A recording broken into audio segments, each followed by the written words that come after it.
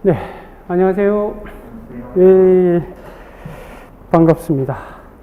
자, 오늘부터 총 20일에 걸쳐가지고 행정법을 저와 함께 같이 한번 재미나는 여행을 떠나보도록 합시다.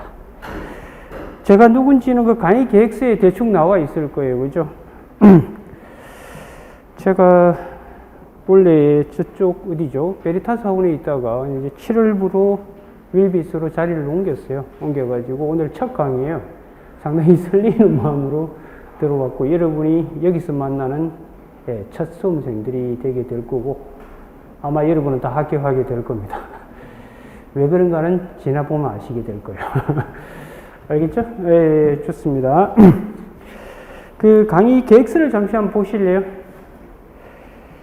강의 계획서를 잠시 한번 보시면, 나머지는 여러분 읽어보시면 되고,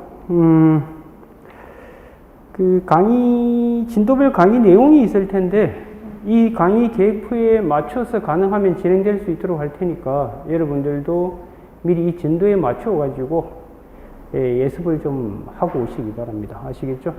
하루에 평균 한 40페이지 정도 나간다라고 생각하시면 돼요. 아마 제 기본서 교과서 내용이 총 한 800페이지 남짓 되게 될 테니까, 한 40페이지 정도 나간다라고 생각하고 여러분이 예습을 좀 하시기 바랍니다.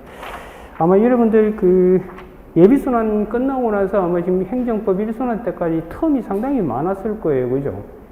그리고 또 여탄 나머지 과목, 지금 경제학 다 끝났죠? 아마 머릿속에 숫자가 왔다 갔다 할 텐데. 그러니까 어쨌든 그동안 예비순환 때 배웠던 행정법 지식이 아마 많이 남아있지는 않을 거예요.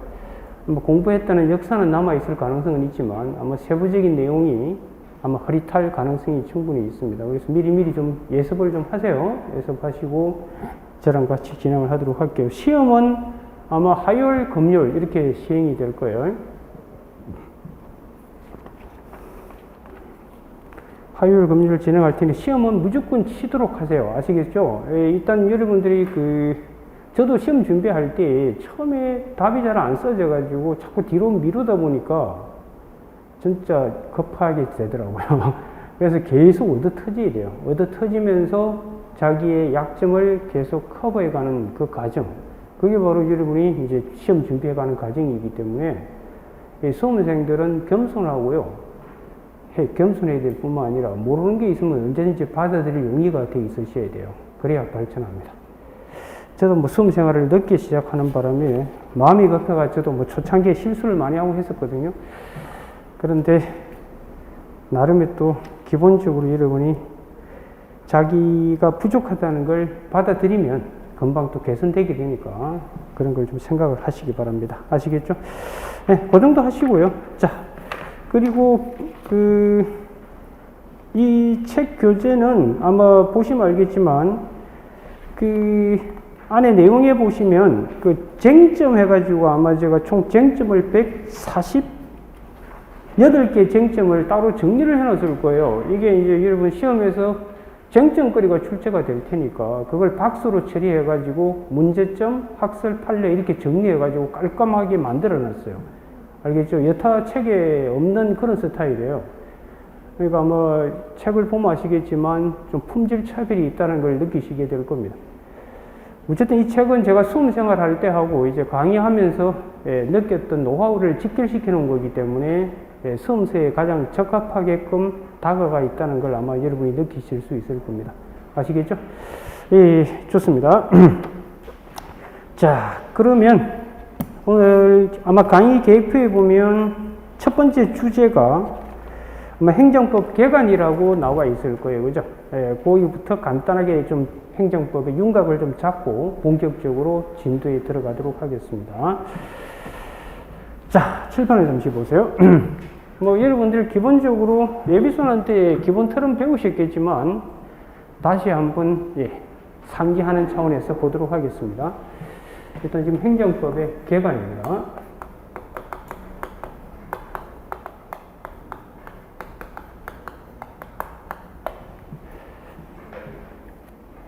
일단 기본적으로요, 행정법은 아시다시피 인치의 시대에서 이렇게 법치의 시대로 오면서 여러분이 행정법이 만들어진 건 아실 거예요. 그 인치의 시대라는 건 쉽게 말해서 옛날에 왕이 있었고 맞은편에 이제 국민이 있었죠. 그죠?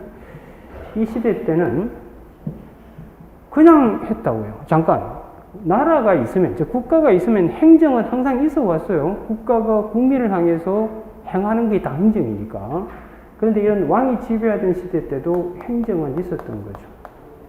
근데 이 시대 때는 이 행정을 지배하는 규범이라는 게 없었어요. 그냥 왕이 알아서 했다고요. 그걸 뭐라고 그런다고요? 인치의 시대라고 그런다고. 그럼 이런 시대 때는 행정법이 있을 이유가 없죠. 절대군주 시대니까요. 자, 이러다가 이제 여러분 17, 18세기 넘어오게 되면 이제 시민혁명이 터지잖아요. 그죠? 터지면서 이 부르주아 계급들이 열심히 돈을 벌어놨는데 왕이 다 뺏어가니까 들고 일어나잖아요. 그게 이제 시민혁명이죠. 그래서 들고 일어나면서 자기들의 대표자인 오늘날로 따지면 국회를 만들죠. 자기 대표자인 국회를 이렇게 만드는 거예요. 만들어서 이제 국회가 이쪽으로 이제 법을 만들어서 가죠. 그럼 혼자 모든 걸 하던 절대군주 시대에서 이제 권력이 쪼개진다고요. 이거 앞으로 행정법 공부하면서 어떤 학설의 논거에 이런 부분 권력 분립이란 말을 많이 쓰게 될 거예요. 그 기본을 이해를 하셔야 됩니다. 그래서 절대군주 시대에서 이제 국회에서 입법을 하는 입법적 권능이 뛰쳐나오고, 그 다음에 이제 왕이 국민을 향해서 행정을 하겠죠. 이게 오늘날이 뭐가 되죠? 행정부가 되고, 이게 뭐가 되죠? 입법부가 되게 될 거예요. 그죠? 그럼 이제 이 행정이 주목으로 하는 행정이 아니라 이제 이 행정, 이 법의 지배를 받는 행정으로 바뀌게 된다고요. 이걸 우리는 여러분 행정법 시간 때 배웠던 법치 행정이라고 그러는 거라고. 여기서부터 행정법이 시작이 되는 거예요. 그래서 이걸 우리는 법치라고 이야기하는 겁니다. 그래서 드디어 이 행정은 법의 지배를 받는 행정이 되는 거고, 이게 바로 다름 아닌 이제 행정법으로 이렇게 넘어게 되는 겁니다. 그리고 이 법에 따라서 행정했냐 안 했냐, 요걸 사후적으로 판단하기 위해서 이제 사법부라는 게 뛰쳐나오게 되는 거라고요. 그래서 이걸 법에 의해서 이 판단을 내리는 거죠. 이게 이제 사법이 되는 거죠. 순서대로 하면 이게 1번이고요. 이게 2번이고, 이게 3번이 되는 거예요. 이 관계 잘 이해하셔야 돼요. 이게 권력 분립의 기본이라고요. 앞으로 행정법 공부하면서 이 기초 지식이 자주 활용이 될 거예요. 그래서 권력 분립이라는 건 입법자가 법을 만들고, 그 다음 행정부가 이 법에 따라 집행을 하고, 그 다음 마지막에 국민이 보니까 이 행정이 법을 어긴 것 같아. 그러니까 이거 한번 제대로 했는지 안 했는지 판단해 주세요라고 이제 사법부가 판단하게 되는 거예요. 이게 기본적인 권력 분립입니다. 그럼 여기서 우리 하나 알 수 있는 게 뭐죠? 법의 지배를 받는 행정은 권력이 뭐 되면서 나왔다? 분립되면서 나왔다. 이런 말을 하게 되는 거예요. 알겠죠? 아마 행정법 첫 페이지 읽어보면 그런 말이 들어가 있을 거예요. 그래서 이 권력 분립을 통해서 이게 튀어나옵니다. 그래서 결국은 뭐냐면 오늘날 행정법을 지배하는 대원칙, 이게 바로 법치 행정의 원칙이로. 이거 가지고 행정법이 처음부터 끝까지 진행될 거예요. 그래서 이게 이제 법치 행정입니다. 아마 제가 그 무료 특강하면서 이걸 강조했었어요. 행정법은 한마디로요, 이 법치 행정을 놓고 국가 쪽과 국민이 싸우는 거, 이게 행정법이에요. 즉 쉽게 말해서 국민은요, 국가가 이쪽 국가잖아요. 국가가 법대로 안 했다라고 싸우는 거고요. 국가는 법대로 했는데 왜 말이 많아? 이게 이름을 앞으로 사례풀이의 답니다, 다. 그래서 결국은 나중에 제가 설명하겠습니다만 A가 이제 결국 법원에 가서 이제 구제를 받을 거 아니에요. 그럼 법원에 들어갈 때 개나 소나 들어오는 거 막으려고 여러분이 예비순한테 배웠던 소재기 요건을 배우는 거라고요. 원고 적격부 되는 거 배우고. 그럼 들어왔다면 이 행정이 법치에 반했는가 안 반했는가. 이 본안이라고 해서 준의 절영 이렇게 나눠서 배우셨잖아요. 주체, 내용, 절차, 형식. 기억나요? 네, 기억난다 치고. 그래서 근본을 잘 배우셔야 돼요. 이게 행정법의 기본입니다, 기본. 아시겠죠? 그러면 이 법치 행정을 놓고 이제 기본적으로 국민, 앞으로 이걸 국민이라고 할 거고요. 국민과 이쪽, 국가가 이제 싸우는 게 행정법이다. 이렇게 돼요. 자, 그러면 이걸 체계를 이제 한번 잡아보도록 할게요. 그래서 지금 인치의 시대에서 무슨 시대로 바뀌었다고 이제? 법치의 시대로 바뀐 거예요. 이제 행정을 할 때에 주목으로 하는 게 아니라 예, 법에 의해서 행정을 하게 된다 이 말입니다. 자, 그러면 이제 행정법의 전체 체계는 이렇게 잡히게 될 거예요. 앞으로 이제 이렇게 가요. 이쪽에 보면 행정 주체가 있고요.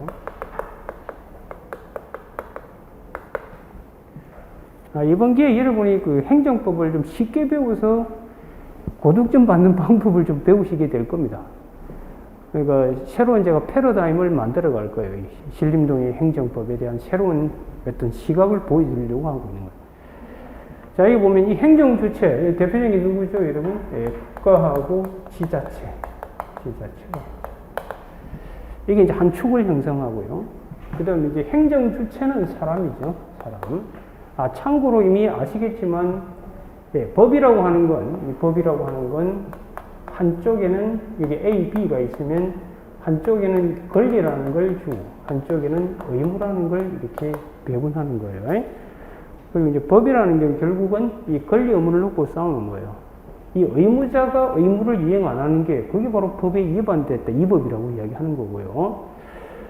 자, 그러면 결국은 권리 의무 가지려면 법학에서는 요 사람이어야 돼요, 사람. 사람만이 권리와 의무를 갖습니다.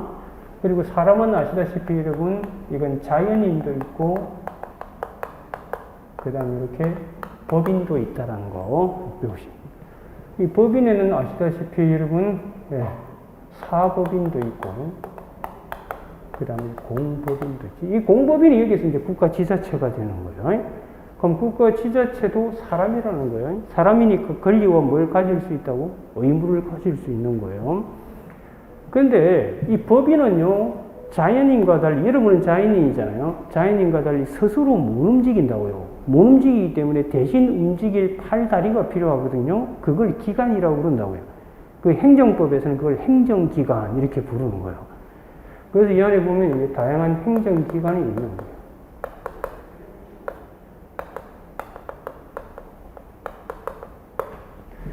여기까지 이해되셨죠? 여러분, 뭐 세무서장이다, 각부 장관이다, 뭐 대통령이다, 다 행정기관이라고요.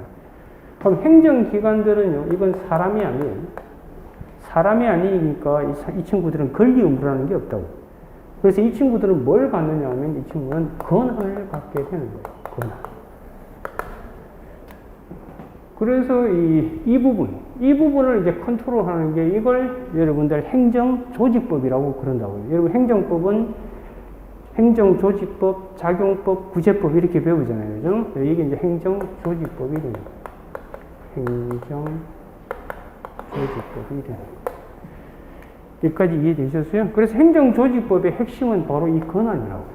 그래서 이 권한이 이동되는 거. 이거 아마 강론 파트에서 여러분 배웠던 권한의 위, 대리, 내부임 이런 거 아마 배우셨을 거예요. 그래서 이 권한이 이동하는 거 이게 중요한 포인트가 되는 겁니다. 그래서 이 권한의 이동과 관련된 대리, 그다음 뭐 위, 내부임 이런 것들이 이제 문제가 되는 거예요. 어떻게 돌아가는지 아시겠죠? 예, 그래서 결국 조직법이라는 건요, 예, 이런 행정 주체인 이 법인을 살아 움직이게 하기 위해서 어떠한 기관을 만들고, 그리고 그 기관한테 어떤 권한을 배분하고, 그리고 이 기관 상호 간의 관계를 어떻게 설정할 것인가, 그걸 기울하는 행정법의 한 분야를 행정조직법이다 이렇게 부르는 거예요. 예, 이 부분은 특히나 강론에서 자세히 배우게 돼요. 다만 여러분들이 제가 아까 법치행정, 이 법치행정에 반하게 되면 이제 이법이다 이런 평가를 받게 되는데, 이 이법을 판단할 때 여러분 예비선한테 배웠다시피 이게 주체, 내용, 이렇게 절차, 형식 이렇게 했었잖아요. 그 중에 이 주체와 관련된 것이 이 행정조직법과 관련된 거예요. 쉽게 말해서 국방부 장관이 세금을 부과했다. 그럼 국방부 장관은 세금 부과에 관한 권한이 없다고. 그 권한이 없는 자가 여러분에게 세금을 부과하면 그건 주체에 관해서 법치행정에 위반됐다 이렇게 얘기하는 거라고. 감이와 이제 네, 좋습니다. 자, 그럼 이런 행정 주체가 이제 행정 주체 반대말이 뭐죠? 행정 객체겠죠. 네, 행정 객체. 행정객체. 앞으로 행정객체는 이제 국민이 되는 것이고, 국민은 제가 앞으로 A라고 표시할게요. 국민. A라고 표시하겠습니다. 자, 그러면 이제 국가가 국민을 향해서 다양한 액션을 한다고요. 왜 액션을 할까요? 공익 달성하려고. 그래서 앞으로 이쪽, 행정주체 쪽은 이건 공익을 위해서 움직이는 거예요. 그럼 반대편에 있는 행정객체, 국민은 자기 이익 지키면 되죠. 그래서 이쪽은 사익이 되는 거예요. 그래서 아마 앞으로 행정법 공부하면서 가장 많이 하는 일 중에 하나가 뭐냐면 이 공익과 사익을 비교 형량하는 거예요. 그래서 아마 혹시 행정법은 비교 형량의 법학이다 이런 말 많이 들어보셨을 텐데 결국은 어떤 액션이 나오면 이것 때문에 어떤 공익이 도모되고 어떤 사익이 침해되는가 이걸 항상 행정법 공부하면서 고민하셔야 되고 실제 답안 작성하실 때도 공익과 사익을 비교 형량 안 하고 답을 끝내고 집에 왔다. 내년에 다시 와야 돼요. 알겠어요? 우리 행정법이 그런 속성을 이해하셔야 된다고요. 여기까지 이해됐다 치고. 그래서 그러면 이제 공익 달성하려고 국가가 움직이는 거, 그걸 행정이라고 한다고. 그럼 세금 부과하기도 하고, 허가를 해주기도 하고, 다양한 액션을 취한다고. 특히 남학생들은 군대 오라고 병력 처분이 나오기도 하고, 뭐 다양한 액션이 일어나게 되는 거예요. 그걸 총칭해서 우리는 이제 행정작용이다, 이렇게 부르는 거예요. 여기까지 이해되셨죠? 이 행정작용은 한 개가 아니라 엄청난 많은 행정작용이 일어나는데 그건 잠시 이따가 보도록 하고 아까 이게 뭐가 지배한다고요? 행정을 그냥 해요? 법의 지배를 받는 행정이에요? 법의 지배를 받아요. 그래서 이 행정작용을 지배하는 대원칙이 다름 아닌 법치행정이 되는 거예요. 이해가 되셨죠? 아마 행정법 참 재미있다는 걸 느끼게 될 거예요. 이번 기회에 여러분 하여튼 행정법의 체계를 제대로 잡으세요. 그럼 이게 뭔가 쌓여가는 기분이 들게 될 겁니다. 그리고 답안 쓰는 스킬도 제가 엄청 가르쳐 드릴 거거든요. 아마 답쓴 그 예시 답안을 보면 아마 여러분이 아주 매끄럽게 써내려간다는 걸 느끼게 될 거예요. 군더더기 없이 제가 만들어 갈 거거든요. 실제로 와서 써내지도 못할 거 왜 합니까? 그렇잖아요. 2시간 동안 뭘 쓰겠어, 뭘. 딱 쓸 만큼은 쓰면 되는 거예요. 그 제가 보충 자료 하나 나눠준 거 있을 거예요. 그게 이제 기출 사례 중에서 진도에 맞춰서 반드시 보고 넘어갈 걸 제가 정리해 놓은 겁니다. 그 진도에 맞춰서 보면서 계속 진행하게 될 테니까 활용을 잘 하시기 바랍니다. 자, 보도록 할게요. 그럼 여기서 이제 하나 이해를 하셔야 될 건 이 행정은 법의 지배를 받는데 이 법이 이제 행정법의 전체라고. 그걸 우리 여러분 행정법 앞쪽에서 배우는 행정법의 법원이라고 그런다고요. 이 법의 총체. 이 법의 총체를 뭐라고 그러냐면 이걸 행정법의 법원이다. 이래가지고 행정법 법원을 크게 두 개로 나누잖아요, 여러분이. 성문법원하고 불문법원 이렇게 나누는 거예요.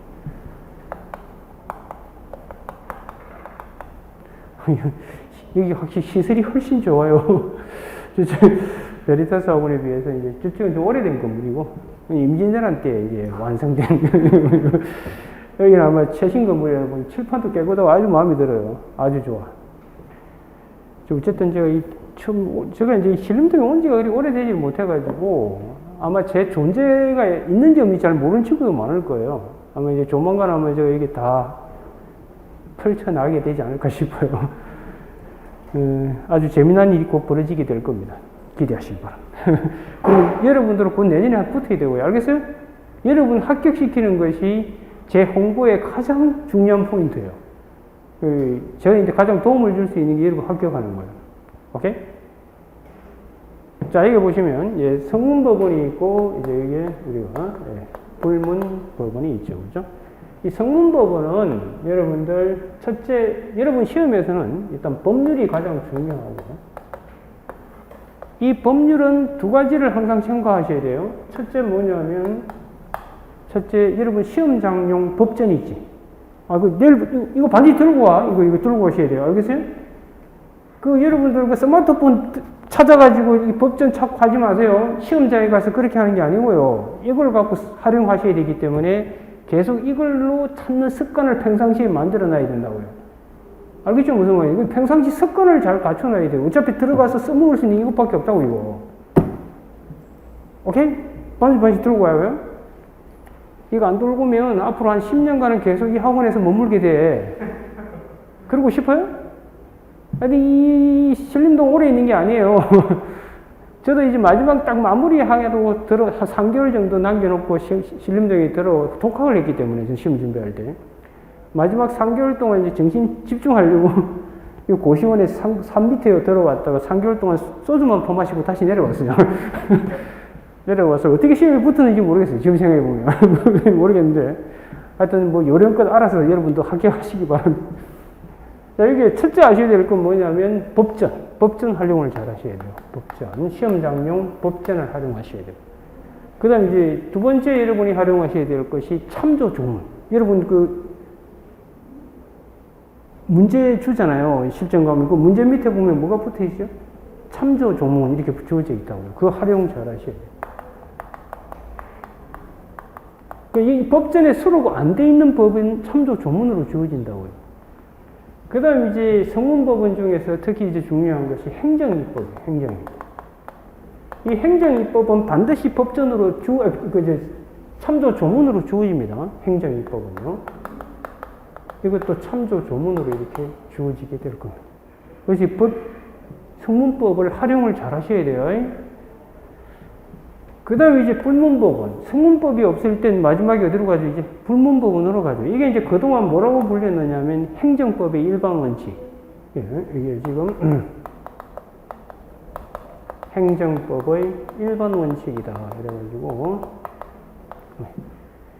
이건 지금도 여전히 행정법 일반 원칙이라고 여전히 이렇게 쓰고 있어요. 그런데 이제 또 이걸 우리 행정기본법에 이번에 들어왔죠. 행정기본법에 들어와 행정의 법원칙이다. 그런 타이틀을 달고 있습니다. 행정의 법원칙.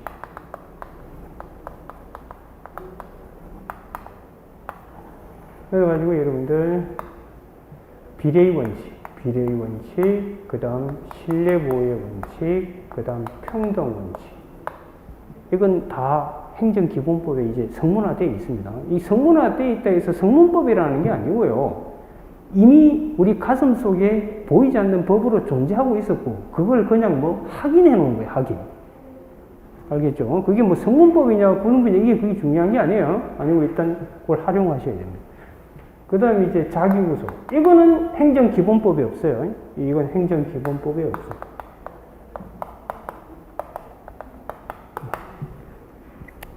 그 다음에 이제 여러분, 부당결부 금지 원칙. 그 다음 뭐 신의성실. 이런 것들이 들어가요. 이걸 활용 잘. 주로 이것들은 어디에 써먹을 거냐면 재량행위에서 주로 써먹게 될 겁니다. 재량행위. 기소행위에서는요, 이 성문법 갖고 바로 해결이 돼요. 아시겠죠? 기소행위는. 그런데 재량행위는 성문법 갖고 해결이 안 됩니다. 그 왜 그런가는 이제 들어가서 우리가 배우시게 될 거고요. 알겠어요? 여기까지? 그래서 일단 요 법치 행정할 때 이 법 전체를 우리 오늘 배우게 될 겁니다. 오늘 배우게 되고요. 그럼 이 법에 따라서 이제 행정을 해야 되는데 안 하면 그건 뭐 법치 행정에 반한다 이렇게 되는 거로. 자, 그럼 이 행정작용은 학자들이요, 우리 실정법에 숱한 행정작용이 존재한다고요. 그걸 학문적 시각에서 분류를 하는 거로. 그래서 앞으로 여러분 시험에서 뭐가 중요하냐면 제가 질문을 해보면 이 수험생들이 가장 행정법에 힘들어하는 게 뭔지 아세요? 여러분 사례풀이 할 때 가장 출발이 되는 게 뭐냐면 설문에 나와 있는 행정작용이 도대체 뭐냐 이거예요. 성질이 뭐냐는 거예요. 이게 허간지, 특허인지, 인간지 소속을 밝혀내지 못하면 그 다음 풀이가 안 되거든요. 그러니까 이게 도대체 어디 소속이냐 그걸 제대로 익혀두셔야 돼요. 그러려면 정확한 개념에 대한 인식이 돼 있어야 되고 이해가 수반이 되게 돼야 됩니다. 아시겠어요? 그래서 어쨌든 간에 이 행정작용을 학문적 시각에서 학자들이 분류한 걸 갖고 여러분은 공부를 해야 되는 거라고. 실정법에서는 뭐 운전면허다, 다양한 명칭으로 되어 있지만 그걸 학문적 시각으로 가공을 하셔야 됩니다. 그래서 그 행정작용을 학자들이 크게 분류를 해놨다고. 분류해가지고 첫 번째 조심해야 될 건 여기 있는 행정입법 있죠. 이거는 법이기도 하지만 하나의 또 행정작용이기도 하다고요. 행정부가 하는 거기 때문에. 그래서 첫 번째 배우는 것이 행정입법, 이걸 배우게 돼요. 그 다음에 이제 두 번째 배우는 게 뭐냐면 이제 가장 하이라이트죠. 거의 여러분 시험에 거의 대다수를 차지하는 거죠. 그게 바로 행정행위. 행정행위. 이건 이제 앞으로 VA 이렇게 표시하게 될 겁니다. 그 행정행위 안에 보면 여러분들 이걸 크게 다시 나눠놨잖아요. 법률행위적 행정행위. 그 다음 준법률행위적 행정행위. 이렇게 나누잖아요. 나눠가지고 이걸 다시 또 나누죠. 명령적 행정행위와 그 다음 형성적 행정행위. 이렇게 나누잖아요. 나누고 명령 안에 다시 보면 하명, 허가, 면제 이렇게 나누고. 이것들을 다 기억해야 된다고요. 이게 정확한 개념이 뭔지를 아시고, 그럼 설문에는 하명이라고 명칭되어 있지 않지만 그 작용의 속성이 이 개념에 딱 맞아 떨어지면 그건 하명이다 이렇게 되는 거라고. 이해가 돼요? 철거명령. 이 친구가 만약 불법 건축을 했다. 그럼 행정청이 이 친구 건물을 보고 이 친구한테 빨리 철거하라. 그 철거명령 내리는 건 하명이라고. 왜 그렇다? 하명 개념에 맞아 떨어지니까. 그런 걸 잘 이해를 하셔야 돼요. 그 다음 형성적 행위 안에 보면 이제 특허, 인가, 대리 이런 게 있다. 이게 어디 소속인지 하나 밝혀 나가셔야 돼요. 지금 오늘 이거 다 하고 나면 행정부 끝났어요. 다 책에 다 적은 거 집에 가도 돼요. 그렇다고 또 집에 가면 한 100년 걸려요. 지금 윤곽을 잡아드리는 거니까. 자, 그 다음 이제 준법률행위적 행정행위 하면 이제 여러분들 확인, 그 다음 뭐 공정, 그 다음 통지, 수리 이렇게 이제 쭉 배워 나간다. 그 다음 이제 행정행위에다가 혹을 하나 붙이죠. 여기에다가 단서를 이렇게 붙이는 경우도 이걸 우리는 여러분 예비선한테 배웠지. 뭐 이게? 이걸 뭐라고 그래? 이걸 부관이라고 그러죠. 부관. 들어보셨어요? 지금 듣고 있잖아요. 부관. 이 부관도 여러분이 잘 정리를 하셔야 돼요. 이것도 하나의 행정작용입니다. 부관도. 부관에도 또 다양한 명칭이 붙겠죠. 분류가 돼가지고, 그죠? 네. 그래서 이 부관 같은 경우도 뭐 이게 조건인지, 기한인지, 뭐 부담인지, 이런 것들을 이제 여러분이 배워나가게 되는 거예요. 그 다음에 이제 세 번째가 이제 기타적인. 전통적으로는 이 두 가지 가지고 행정작용을 했어요. 아시겠죠? 그런데 시대에 발맞춰가지고 새로운 스타일들이 튀어나온다고. 그래서 이 기타 같은 경우가, 예를 보면, 이제 첫 번째 나오는 것이, 여러분 배우게 되는 것이, 뭐 학약, 이런 것도 배우고, 학약 이런 것도 배우고, 그 다음 행정계획이라는 것도 배우고, 행정계획. 이것도 다 쪼개면 또 이 원래 전통적인 거에 분류돼서 들어가는 것도 생긴다고. 그 다음 디귿에 보시면 이제 공법상 계약 이런 거. 그러니까 여기에 제가 쓰는 명칭들이 있잖아요. 이 개념을 정확하게 이해해야 돼요. 그래야만 설문에 있는 행정작용이 이 중에 어디 소속인지를 밝혀내게 되는 거라고. 그 다음에 이제 리얼에 보시면 이제 각종 사실행위들이 나옵니다. 사실행위. 이 사실행위에도 보면 이제 나중에 들어가서 배웁니다만 권력적 사실행위, 비권력적 사실행위 이런 걸 배운다고. 이 중에 대표적인 게 행정지도 이런 것들을 여러분이 배우게 될 겁니다. 알겠죠? 이런 숱한 행정작용을 이제 여러분이 하나하나 배워 나갈 거고, 이런 행정작용을 할 때는 법치행정에 발맞춰서 해야 돼요. 이 법치행정에 어긋나면 이 행정작용은 위법이라는 평가를 받게 되는 거예요. 그래서 이쪽으로 쭉 오면 이제 그 다음 하셔야 될 게 뭐냐면, 이 숱한 행정작용이 법치행정을 준수한 경우, 법치행정, 행정을 준수한 경우와 준수하지 않은 경우 이렇게 나누셔야 된다.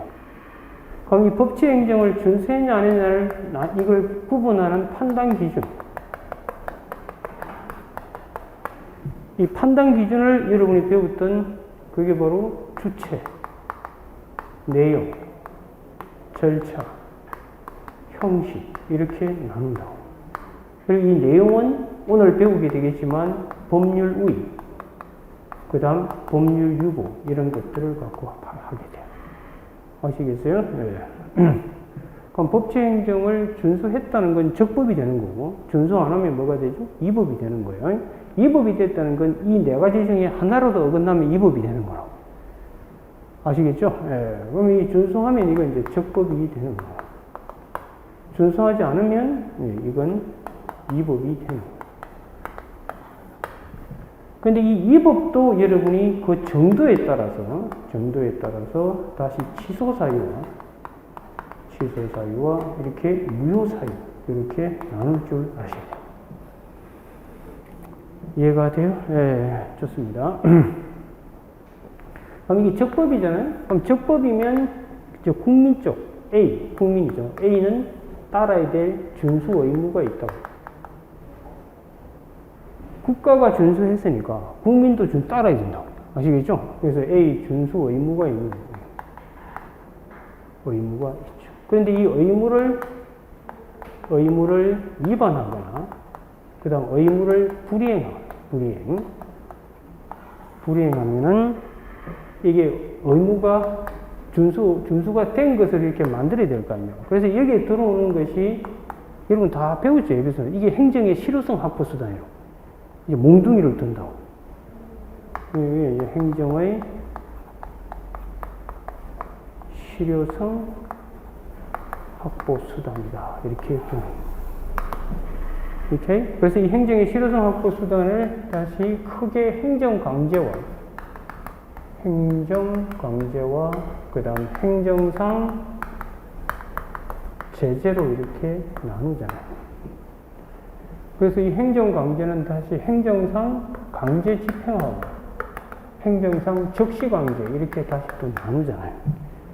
지금 세봉을 하는 게 아니라 여러분이 지금 예비순한테 했던 걸 잠시 제 기억을 되살려 드리는 거고, 그리고 행정부 어떻게 흘러가는지 잠시 보여드리는 거예요. 뭐 자세한 거 들어가서 우리 공부하면 되는 거고. 이 안에 보면 여러분들 뭐 대집행, 그 다음 이행강제금, 직접강제, 뭐 강제징수 이런 게 배우잖아요. 그죠? 여기서 튀어나온 것이 행정조사고, 이걸 배우죠. 이 행정상 제재는 여러분 시험에서 의미가 없어요. 이거 뭐 행정벌 기억나실 텐데 크게 의미가 없고요. 이게 이제 전통적인 거예요. 이게 전통. 근데 이 전통적 몽둥이 가지고 답이 안 나오더라. 우리나라 국민들 머리 좋기로 유명하잖아요. 싹싹싹 빠져나가니까 새로운 몽둥이를 이제 만드는 거예요. 그 새로운 수단들이 튀어나오죠. 새로운 수단, 세수죠, 세수. 그게 이제 여러분 중요한 게 뭐 가징금 이런 거. 그 다음 뭐 명당공표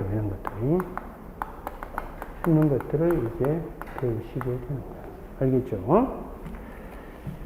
자, 그러면 이제 여기서 위법이잖아요. 위법이면은 이제 어떤 일이 벌어지죠? 국민이 따라야 될 이유가 없죠. 그러니까 A한테는 의무 자체가 없는 거예요.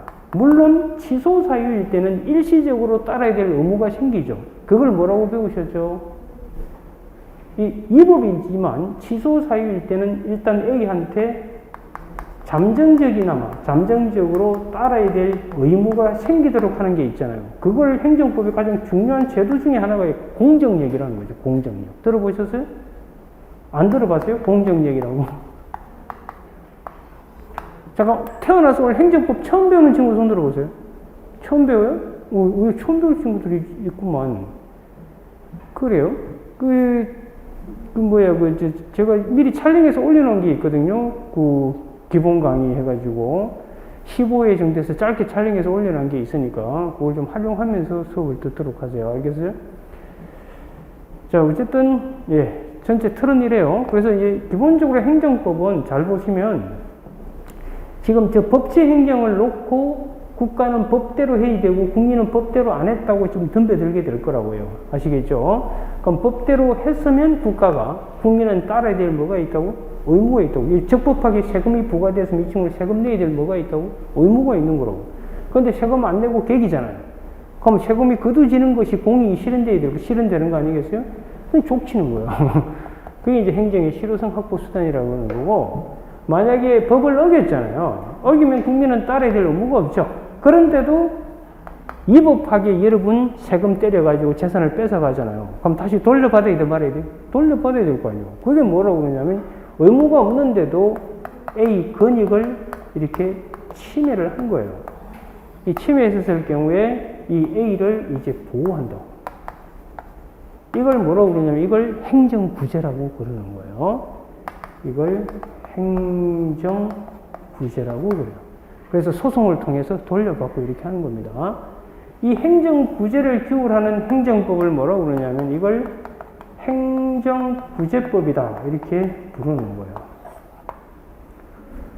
그리고 여기에 있는 그 행정의 실효성 확보 수단, 이것도 하나의 행정작용입니다. 이것도 행정작용이고. 그래서 이 작용 자체를 규율하는 행정법을 뭐라고 그러냐면 이걸 규율하는 행정법을 행정작용법이다 이렇게 부릅니다. 알겠어요? 예, 그래서 원래 행정법의 개념이 이거예요. 행정법은 행정에 관한 조직, 작용, 구제에 관한 국내 공법. 이게 행정법의 개념이에요. 이 중에 이제 요 행정 중에 조직을 관련한 거 행정조직법, 작용법, 구제법 이렇게 되는 거예요. 감이와 여기까지 예, 좋습니다. 그럼 잘 보시면 알겠지만 이쪽은 이게 지금 이걸 실현하는 게 공익이잖아요. 공익을 실현하는 거. 이 행정 구제하는 건 A, 이건 사익이잖아요.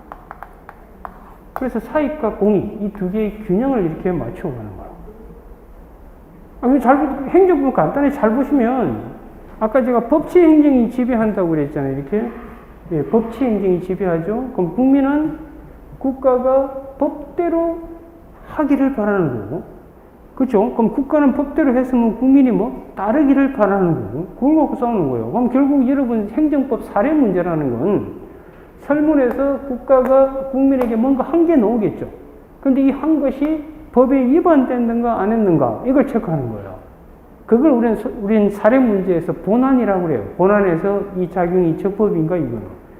그런데 그래 하기 전에 소송으로 이 친구가 간다고 했었을 때 개나 소나 법원에 오는 걸 막아내려고요. 일정한 요건을 갖춘 놈만 들어오게 한다고요. 그걸 우리는 뭐라고 그러냐면 소제기 요건이라고 그런다고요. 소의 적법. 그래서 여러분 사례 문제는 두 개밖에 없어요. 이 소제기가 적법인지 묻는 문제. 그 다음 이 행정작용이 적법인지 위법인지 묻는 문제. 그것밖에 없어요. 오케이? 이렇게 흘러가는 게 이제 행정법의 기본 포맷이에요. 포맷이고, 반대로 이쪽으로 가는 것도 있어요. 이건 이제 사인의 공법입니다.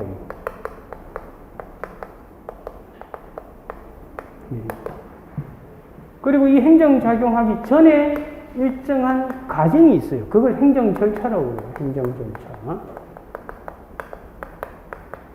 그 다음 또 국민 쪽에서 국가가 가지고 있는 정보 좀 보자 하는 걸 배웁니다. 그게 이제 정보공개, 이런 걸 공부하게 될 거예요. 정보공개. 이게 이제 행정법 답니다, 이게. 이거 갖고 이제 여러분들 내년 시험장에 들어갈 때까지 열심히 돌을 닦는 거예요. 되나요?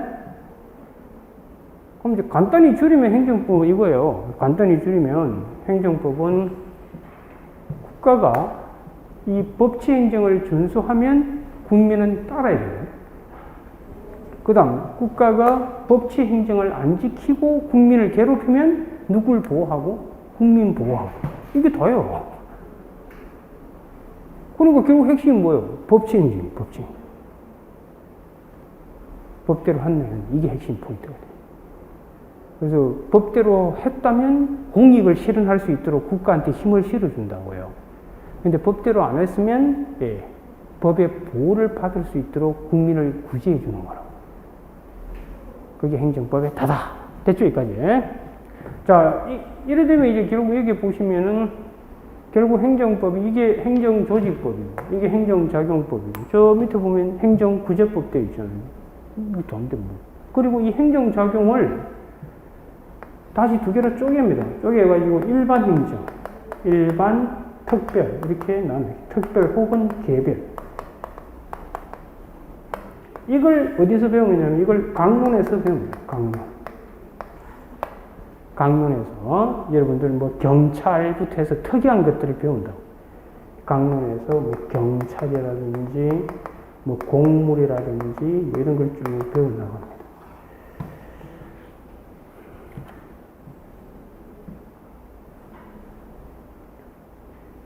그 다음에 이제 그 강론에서는 요 부분하고 뭘 배우느냐면 요 조직이 있죠. 조직하고 요걸 합친 것이 강론이에요. 이게 이제 제 교과서를 좀 있으면 보게 될 텐데, 그래서 요 부분하고 요, 그리고 조직 안에 요 행정기관을 구성하는 자연이, 그걸 뭐라고 하냐면 공무원이라고 합니다. 공무원. 여러분들 공무원 되려고 지금 열심히 공부하고 있는 거잖아요. 이게 다 강론 부분이 되는 거예요. 됐어, 여기까지? 예. 자, 그럼 이 전체 틀을 갖고 이제 행정법, 본 행정법의 전체 목차를 같이 한번 봅시다. 그러면 이제 대충 감이 올 거예요.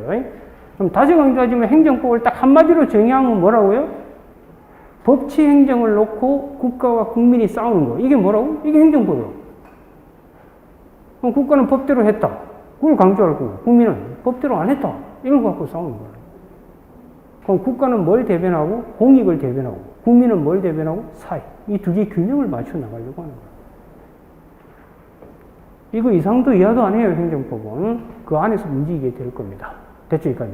자, 그러면 그 본 행정법의 그 전체 목차를 같이 한번 보도록 할게요. 요 전체 그림을 갖고 보면 이제 대충 답이 나올 거예요. 자, 그럼 목차를 잠시 한번 볼까요? 목차를 잠시 한번 보시면 제1편 제목이 뭐예요? 행정법 통론이라고 되어 있고 제1장 제목이 뭐예요? 행정이잖아요. 이거잖아요. 행정. 이 행정을 규율하는 법이 무슨 법? 행정법이니까. 그래서 제1장이 행정이라고 되어 있고요. 그럼 제2장 제목이 뭐예요? 그 목차 부분을 좀 펴놓고 봅시다. 목차. 앞쪽에 목차 있잖아요. 그 2장 제목이 뭐예요? 2장 제목이 행정법이라고 되어 있잖아요. 그렇지. 행정이 있으니까 그걸 규율하는 법이 무슨 법? 행정법이 될 테니까. 됐지, 여기까지. 그 다음 이제 제3장 제목이 뭐죠? 행정상 법률관계라고 되어 있죠. 저 칠판 잠시 보실래요? 잠깐. 지금 이 친구랑 저는 무슨 관계예요? 앞으로 말 한마디 한마디 신경을 쓰셔야 돼요. 이 법학은요, 섬세해야 돼요, 섬세. 토시 하나 갖고 싸운다니까. 지금 관계란 말이 나오잖아요. 법률 관계. 그럼 여러분들 연인 관계.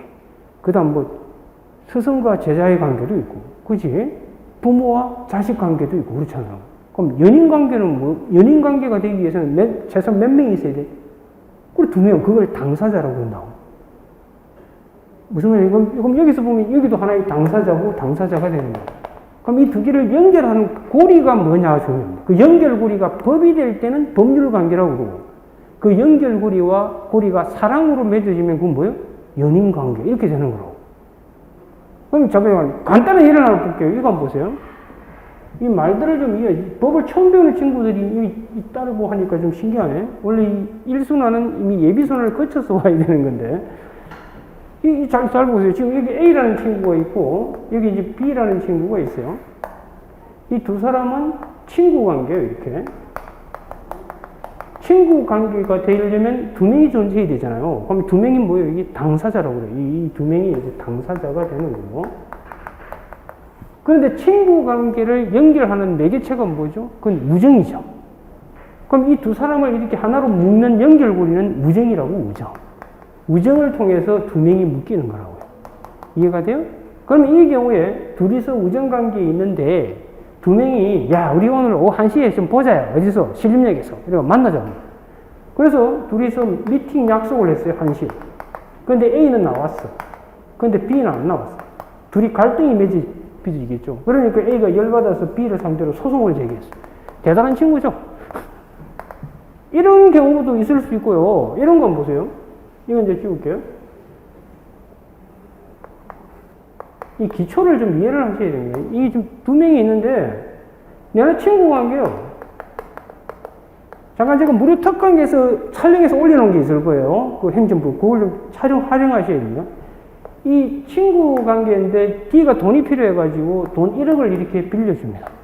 딱 1억을 빌려주는 순간, 여기는 이제 친구 관계 끝이야. 끝이고 빌려주는 순간, 우정이 아니라 여기는 법이 들어온다고 하죠. 매개체로서. 민법. 그럼 딱 빌려주는 순간, 민법은 C한테 힘을 준다고, 힘. 그 C가, 법이 주는 힘, 이걸 뭐라고 하냐, 이걸 권리라고 부른다고. 알겠어요? 그럼 이 친구는 이제 권리자가 돼요. 채권자 이런 거 들어보셨잖아요. 그럼 이 친구는 이제 권리자가 되는 거고. D는 법에 의해서 부담을 지게 돼요. 그걸 우리는 의무라고 부른다고. 아시겠어요? 예. 그럼 이 의무와 권리가 생기기 위해서는 반드시 뭐가 존재했노? 법이 존재해요. 그럼 법에 의해서 두 사람은 이제 엮여지는 거라고. 그럼 이 두 사람의 관계는 이제 권리와 의무. 이게 바로 법에 의해서 엮어져. 이걸 법률 관계라고 한다고. 알겠어요? 그럼 이 두 사람은 이제 친구 관계에서 무슨 관계로 바뀌었다고? 법률 관계로 이렇게 바뀌게 되는 거예요. 그럼 법의 지배를 받지 않는 일체의 나머지 관계를 법학에서 뭐라고 하냐? 앞으로 계속 보게 돼요. 그걸 사실관계라고 한다고. 알겠어요? 네. 그래서 이 나머지 이런 것들은 다 사실관계가 되는 거예요. 사실관계는 법에 의해 지배받지 않는 거예요, 기본적으로. 이해가 돼요? 네. 그럼 행정법도 법이에요, 아니에요? 법이죠. 그럼 행정법에 의해서 이 친구는 세금 내들 뭐가 있어요? 의무. 세금 그들 권리가 있으면 무슨 관계가 돼요? 법률 관계가 되고. 그리고 행정법은 사법이 아니라 무슨 법? 공법이라고. 민법은 사법이라고. 아시겠죠? 그럼 행정법은 공법이에요. 그럼 공법 관계가 만들어지게 되고 그렇게 되는 겁니다. 오케이, 여기까지. 예, 좋습니다. 자, 거기 보시면 그래서 행정상 법률 관계라고 되어 있을 거예요. 그 다음 제2편 제목이 뭐예요? 행정작용법이 요 부분이죠. 행정작용. 이걸 하나하나 배워나가게 될 거라고. 1장 제목이 뭐예요? 행정입법 되어 있죠. 2장 제목이 행정행위 그렇게 되어 있잖아요. 그 다음 3장 제목이 나머지 것들을 쭉 배워나가게 될 거라고요. 이해가 되죠? 여기까지? 자, 그 다음에 이제 제3편이 뭐예요? 행정절차 정부공개. 여기 있잖아요. 누가 치웠지? 여기 있잖아요. 행정절차 정부공개. 그 다음 제4편이 뭐예요? 행정의 실효성, 확보수당. 이 부분이에요. 여기 있잖아요. 세금 부과했으면 세금 내이들 뭐가 있어? 의무가 있는데 안 내면 이제 족치는 거라고. 이해가 되죠? 그 다음 제5편 제목이 뭐예요? 행정구제잖아요. 이거는 이제 법치에 반해서 이 친구한테 세금을 뺏어갔다고. 그러면 당연히 돌려받아야 돼, 말아야 돼? 돌려받아야 되겠죠. 그죠? 그 다음 제6편이 뭐예요? 행정조직법. 이 부분이잖아요. 이해가 되죠? 예.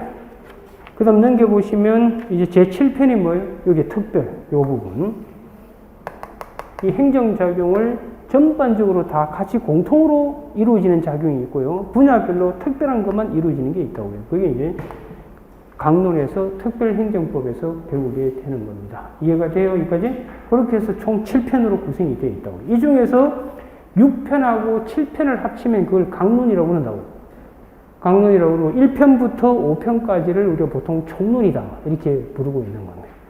이제 가능하 여기까지? 이게 행정법 다 해요. 다 배웠어요. 그럼 행정법이 전체 꼬라지가 이제 잡힙니까? 이게 다예요, 다. 행정법이 다고. 다시 강조하지만 행정법은 법치 행정 때문에 시작돼서 끝나는 거라고요. 그래서 그걸 놓고 국가랑 국민이 싸우는 거다. 이게 이제 기본 베이스로 깔리셔야 됩니다. 됐죠, 여기까지. 자, 그러면 이제 기초공사는 마무리가 됐습니다.